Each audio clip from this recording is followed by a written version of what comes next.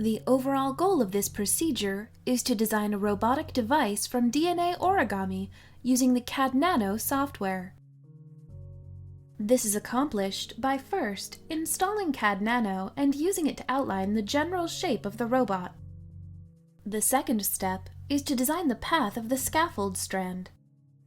Next, the staples are inserted and edited. The final step is setting control features, including payload attachment sites and gates.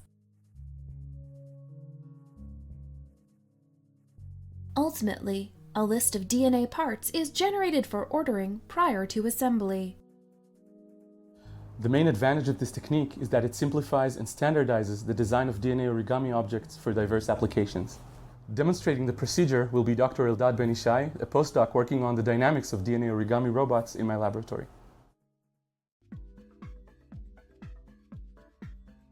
To begin this procedure, download and install CAD Nano 2 and Autodesk Maya 2012 according to the instructions on http://cadnano.org. The design interface of CAD Nano within Maya includes 3 panels. The top panel is the lattice view, where the shape is initially outlined. This panel enables double helix level actions and provides a section view of the shape. The bottom panel is the editing panel, enabling single base level actions.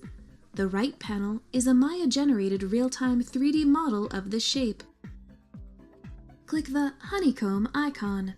Zooming in on and out of the lattice in the top panel can be done by mouse scroll up and down, respectively. To begin, draw the section of the desired shape